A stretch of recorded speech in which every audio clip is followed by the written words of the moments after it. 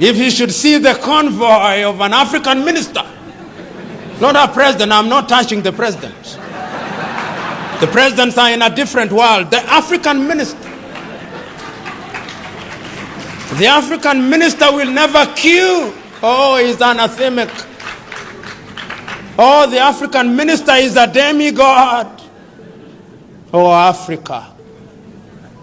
The African counselor in your rural home, when they go to churches, not even if it is not their denomination, they saunter to the front seats. And even our latter-day clergymen will invite them to share their wisdom with the people, even if we know that they are village fools.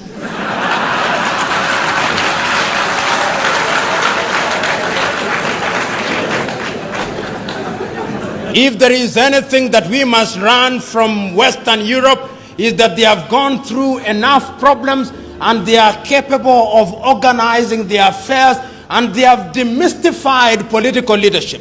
We must demystify political leadership going forward. And once we do that, and I think we can do it because I can now begin to see something happening in Africa. Young Africans are beginning to ask searching questions. Africans are beginning to recognize that corruption is a cancer in our body politic. They are beginning to recognize that those who want to buy their votes don't mean well for them. They are beginning to recognize that there is enough money to change their lives if the thieves are eliminated from the political arena. They are beginning to realize that commercialization of politics is a threat to democracy. They are beginning to rise up. And I think that those who have not smelled the coffee will be surprised. They will be surprised when the ground moves from under their feet. They'll be surprised when Africa begins to elect individuals who can demonstrate that they have ideas, because the politics of the 21st century is the politics of ideas and about competition of ideas. And therefore, when one is appointed into any public office because of the demands of the electorate, and this relationship between the African member of parliament or the African president and the electorate is a symbiotic relationship. It is symbiotic in a very perverse manner. And I suspect I'm misusing the word symbiotic, but I'll use it or misuse it nevertheless, to the extent that it explains my point. What happens is that it appears that the electorate has allowed the so-called leader, because many of them are misleaders, to remain in their positions of power and to acquire as much as they can, on the understanding that periodically their loot will be shared with them. It is some kind of Robin Hoodism of a latter-day kind. And this Robin Hood kind of politics is a little bit different, at least from my understanding. Robin Hood robbed the rich in order to share with the poor. But our latter-day African Robin Hoods are in the business of robbing from the poor in order to give a pittance to the very poor. And this is what we are talking about today when we talk about commercialization. So that if you ask any typical African politician, how much does it cost you to be elected into parliament, they'll tell you it is in the millions. It is in the millions, and the millions they spend is perhaps 10 times more than they'll ever earn through their legitimate salaries. And I ask myself, if your salary in 5 years is going to be 1 billion Ugandan shillings, why should you spend 5 billion Ugandan shillings to get into that office? There must be something that we do not see, but you see, and I know what it is. What it is that getting into the office of the Member of Parliament, or indeed any other political office in Africa, is a guarantee that things will come. So that in many African countries, the politician is the major tenderpreneur. The politician is the gatekeeper. The politician is the one who receives the guests. He is the tax collector informally, aside from the URA. And in this regard, therefore, we must commercialize politics. We may blame the politicians, but what about the electorate?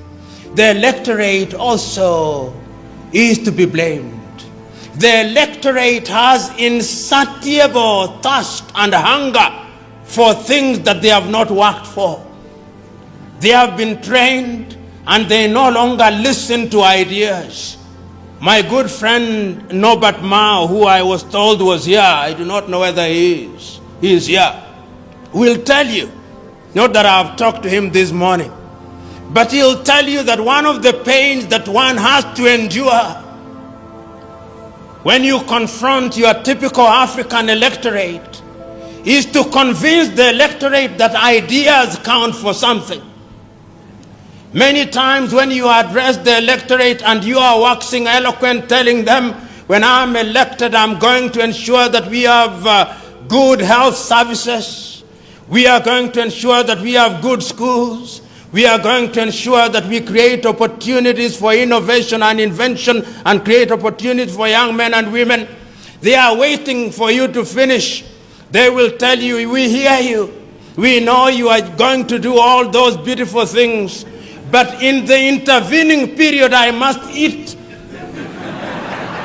And therefore, no matter how beautiful your ideas are, if you don't carry money on that day, your ideas, like the elephant before them, will never fly. Leaders who, upon ascending to power in Africa, became demigods. How many of you here will forget Mobutu Sese Seko? How many of you here will forget Jean Bedel Bokassa? How many of you here will forget Samuel Doe? And then we had the emergence of guerrilla movements where people rose against their very own who had used their positions of power to destroy what had been gained over the years. And then, in those early days, you will also remember that many African leaders, including the enlightened ones, took the view that because of ethnicity it was necessary to unite the people. And whether you are speaking from Dar es Salaam in Tanzania, or Lusaka in Zambia, or Kinshasa in what was then Zaire, now the Democratic Republic of Congo, or you are speaking from Nairobi in Kenya, and here in Uganda, the clarion call was that we must have one-party states. And the justification for one-party states was that we are so disunited, there are so many ethnicities, that if we allow multi-party politics, then what would happen to us is that we would be negatively ethnicized and that we would break our countries, and that therefore, to ensure that there was unity, we needed one umbrella under whose auspices and under whose guidance the people would be united. But no sooner had we sufficiently articulated the beauty of single-party states than Western Europe told us, no, that is not democracy. Democracy means that you must have many political parties. Democracy means that you must have regular elections. Democracy means that you must have the civil society, so that our brand of democracy as we embrace it today, I dare say without fear of contradiction, was not conceived in Africa. It was conceived for us in Paris. It was conceived for us in Madrid. It was conceived for us in London. It was conceived for us in Washington, and we have swallowed it line, hook, and sinker. Africa does not tell our own story. Africa does not design what is in our best interest. Africa still waits to be told what is good and right. And I dare say that that is why Africa does not realize our potential. But yet it is also important to point out that the African and African countries are more resilient than the European states. You know, if you allow me latitude as a guest must be allowed, permit me to say this. The ethnicity that we keep on talking about, African countries are just slightly over 60 years since they regained their independence. Take Nigeria, for example, with over 500 ethnic groups created within an artificial boundary. They have had their problems, they have had their hiccups, but the nation is still alive and well. The difficulties notwithstanding. Take Uganda, for example. You've had your difficulties, you've had your trials and tribulations, but the nation is still alive and well.